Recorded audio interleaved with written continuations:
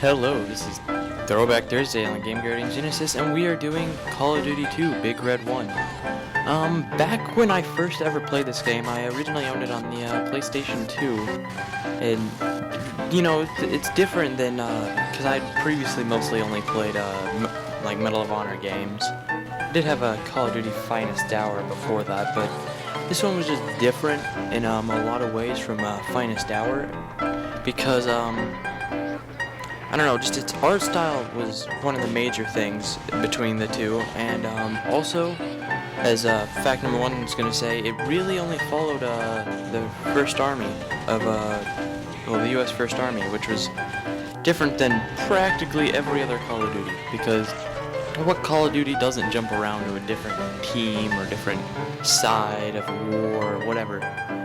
So it was, you know, well, actually, it is one of the most unique Call of Duties out there because it's different.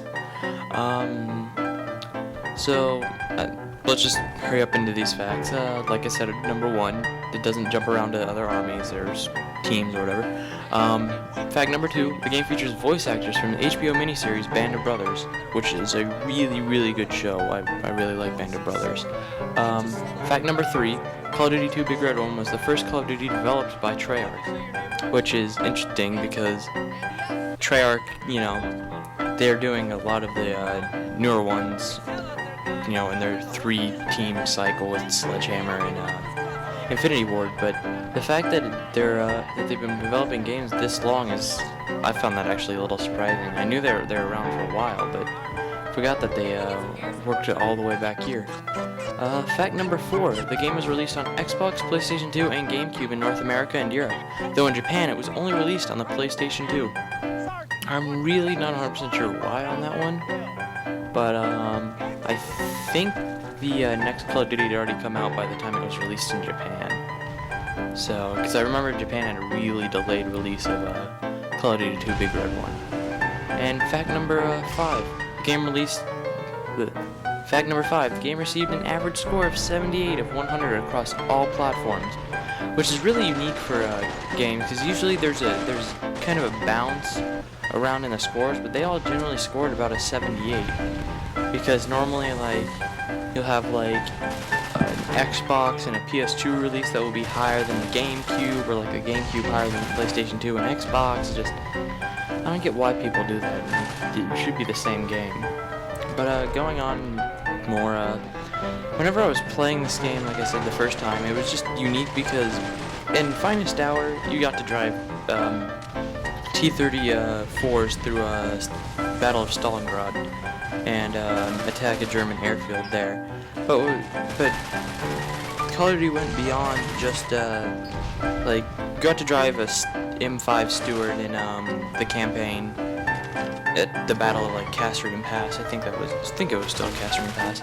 But you also got to be the gunner inside of a B-24 Liberator, which was actually kind of cool and different because you know most of the World War II shooters have been on the ground, or you might occasionally get a car or something like that, but this time it was you get a plane. So that was different, and I think during that mission you also got to blow stuff up with a bomber, which was kind of difficult. But since it's a Call of Duty, how I always saw Call of Duties were just the average, like, you know how everything's now, like, based off Call of Duty type stuff? But it was just, like, average shooter type stuff, and I always saw, like, Medal of Honor as the more harder, difficult ones. And sure, that's open to debate or whatever, but I always found the Medal of Honor more difficult than Call of Duty's because just how it was.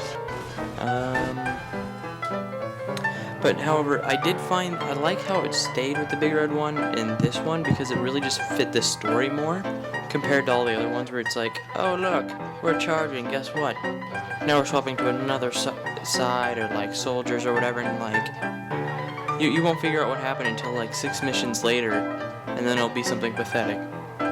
Talking about, you know, Modern Warfare, World at War, kind of Black Ops 2. Black Ops 1 didn't really jump around a lot, thankfully. But, All the other ones did. Jesus. But,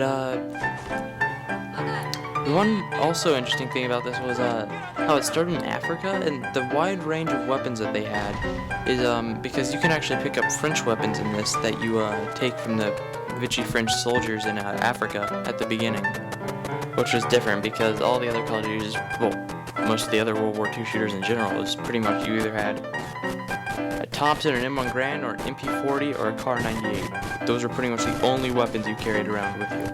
But in this one, you could go like, oh look, a worthless French machine gun thing, and you could pick it up and kill people with it. I mean, that was always different and fun because literally I think, yeah, while I was doing the Let's Play here, I did actually stare out a French gun for like 5 minutes trying to figure out what it was because it looked weird. It's kind of sad. But, yeah, I really haven't played this game in a long time. I think the last time I played it was at least a good 2-3 years ago, back when I owned a PlayStation 3. But the one that you're seeing is on the Xbox, which because somewhere along the line I got rid of Big Red 1 for the PlayStation 2 because I got it with the Xbox that I have when I bought it off of a friend, so, you know, it's completely worthless to have 2 copies of the same game for different consoles. Unless if they have different content, but this one doesn't, so. Anyways, also what's unique about, well, I've always had the special edition type discs, so, like, some of their bonus features are kind of cool, because they show you how they made the game, and, like, have, like, some documentaries in it, and I don't want to get this one wrong, but, yeah, okay, it was this one, that, Mark Hamill did some of the voiceovers as they had some of the military channel, film footage. If you don't know who Mark Hamill is, he's the dude who did Luke Skywalker, and he did the Joker for, some of the Batman games, I think, or, oh no, it was the animated series that he did the Joker voiceovers for. So, yeah, that should be it.